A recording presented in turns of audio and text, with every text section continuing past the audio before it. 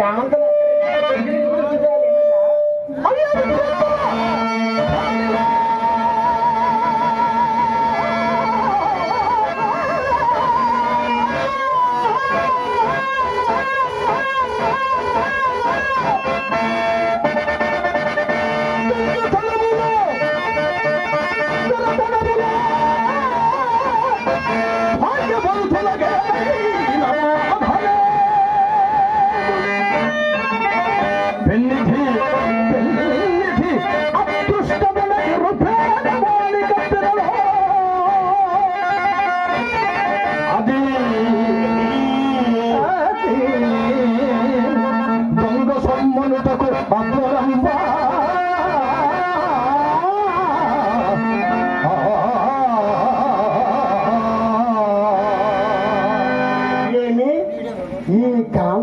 అదృష్టము చేతనే లభించిందంటావు. అవును మహాత్మా. భోయివానికి రామచిలుకులాగా. అవునయ్యా. మరి నీ పేరు చెప్పరాదు.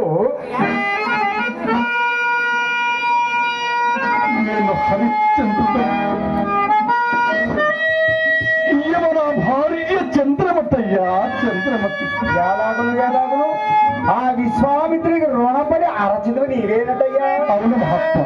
ఆ తపోదరి మునికి నీవెట్లు రుణపడితే నా రాజ్య సర్వస్వం అతనికి ధారపోయినప్పుడు మున్నాతని యజ్ఞార్థమైనిచ్చదనన్న ధనము ముందుగా నిరూపింపకపోవుట వలన దీనికి పత్రములు గాని సాక్ష్యములు గాని ఏమైనా ఉన్నాయా? సత్యశీలమే పత్రము, మా ఉభయుల చిత్తములే సాక్ష్యములు.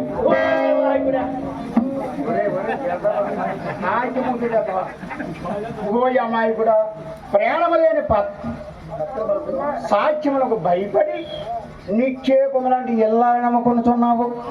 ఉండుము, నాకు ఇప్పుడు మంచి ఉపాయం తోచినది. ఉపాయం నన్ను ఆ విశ్వామిత్రులకు తీసుకుని పోయి ఈ ధనము నీకు ఇయ్యవలసింది కాదని పోరాడము. నీ పక్షమ నాయనోత్తమ కైకొని రాయి గురుద్ది గురుద్ది వాదించగలను. తెచ్చి నీ నెత్తి మీద తెచ్చుకురా. నీకు ఇప్పుడు సహాయ సంపత్తి కూడా లభించినదయ్యా. బయలుదేరు మహాత్మా. ఏలనయ్యా నాకెవ్వరి సహాయం అక్కర లేదు. నా సత్యమే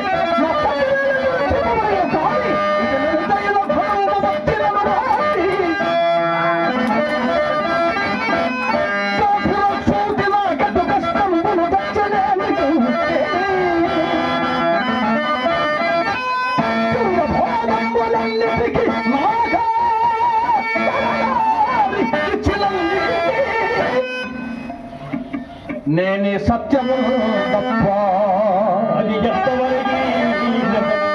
నా ప్రాణము ఉన్నంత వరకు నేనే సత్యమా తప్ప ఇటు పోయుండటు కోసమే నుడి